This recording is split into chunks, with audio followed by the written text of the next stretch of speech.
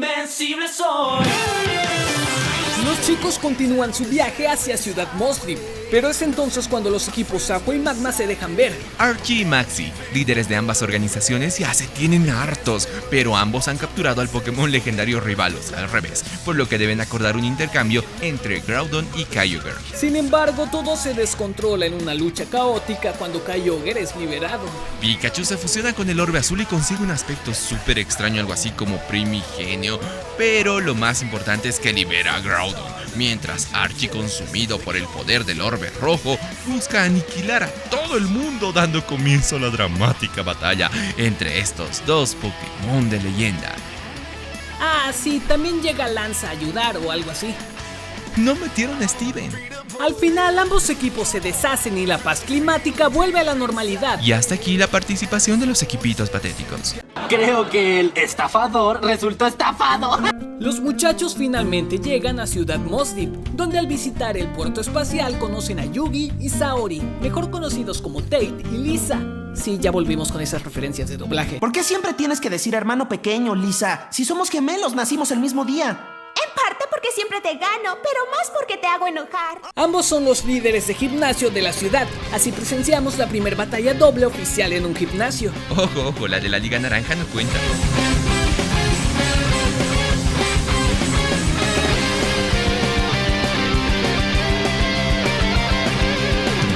Gracias al guión, Swallow se vuelve Super Saiyajin y vence a los gemelos. ¿Pero qué ha pasado? Si los guionistas se sacaron eso de la manga, yo también puedo decirte ahora que te vayas a suscribir y actives la campanita, así que veas. ¡Continuamos!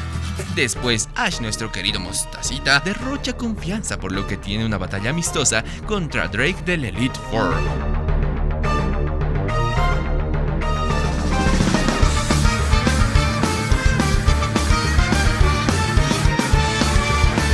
Pero ¿adivinan cuál es el resultado? Pues sí, termina perdiendo.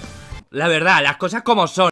Mei gana su cuarto listón a este amanerado, quien la odia injustificadamente solo porque no le gustó su crítica a sus galletitas. Hasta le ponen una Death Note. Ash captura a un Snorunt muy travieso y luego se va a pelear contra Juan, el líder de Ciudad Sutópolis.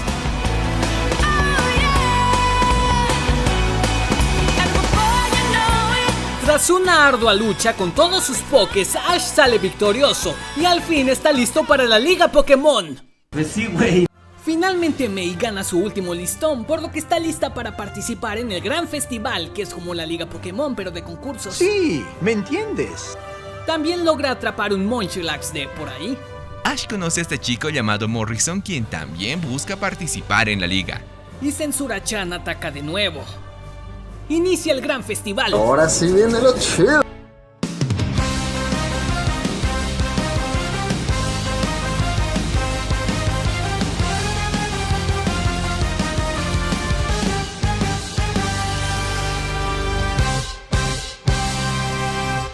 Durante este evento, el Snorunt de Ash evoluciona en Glalie. Finalmente, tras darlo todo, Mei es eliminada en cuartos de final por Drew. Pero al final, quien gana es este tipo.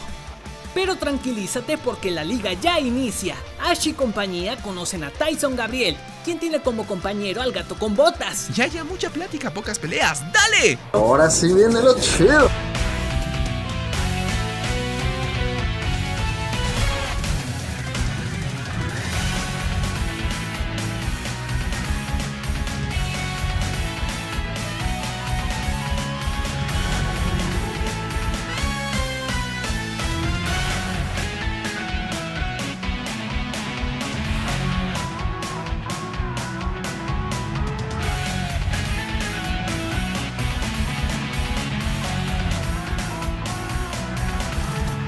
El enfrentamiento de cuartos de final concluye con una insatisfactoria derrota de Pikachu.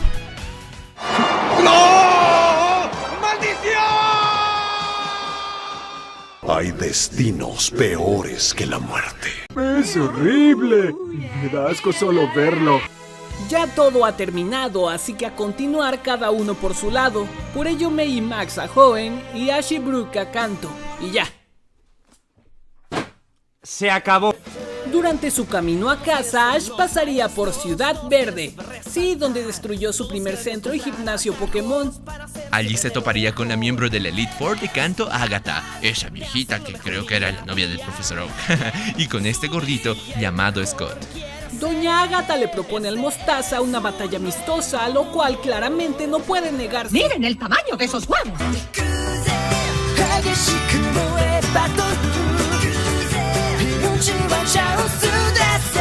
Ash no pudo contra el estilo Neutrón, sin embargo Scott le propone un nuevo desafío, la batalla de la frontera. Esta consiste en desafiar a 7 entrenadores bien poderosos, algo así como los gimnasios, pero estos son mucho más fuertes. Simón, dice Ash, entonces vuelve a casa muy emocionado, pero al entrar se topa con... ¡Sí!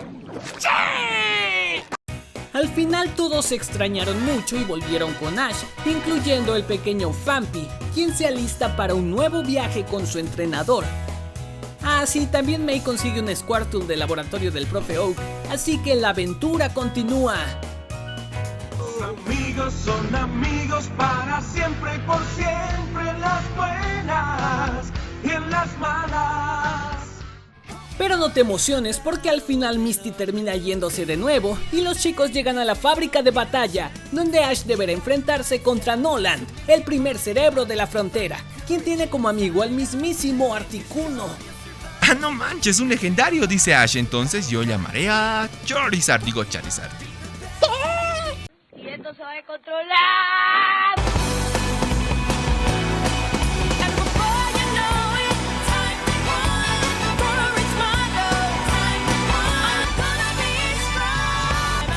Esa no es la parte de la canción.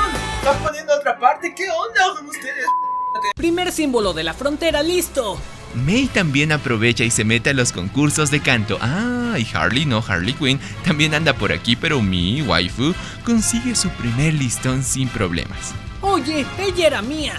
Siguiendo la continuidad de la serie, ahora puedo contarte lo que pasó en el especial del 10º aniversario del anime. Pues en ese especial los chicos son invitados por un tal Dr. Young a su castillo para presentarles un nuevo sistema de batalla.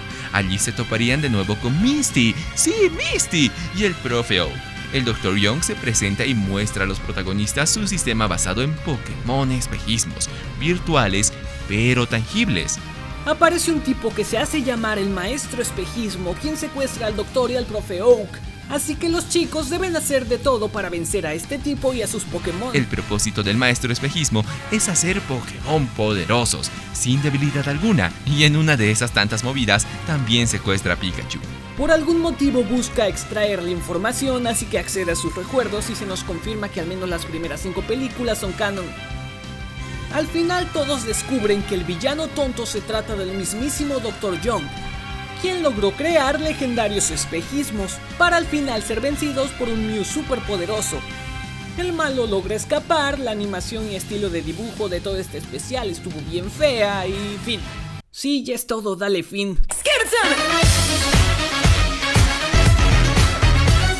A ver, lo que más me gusta de esta temporada es el opening, pero específicamente a mí me gusta el opening japonés. Es una pieza musical exquisita, es súper genial, que si todavía no la has escuchado, pues no sé qué estás esperando, tienes que escucharla. Es una versión de orquesta que nunca más tal vez veamos en el anime de Pokémon.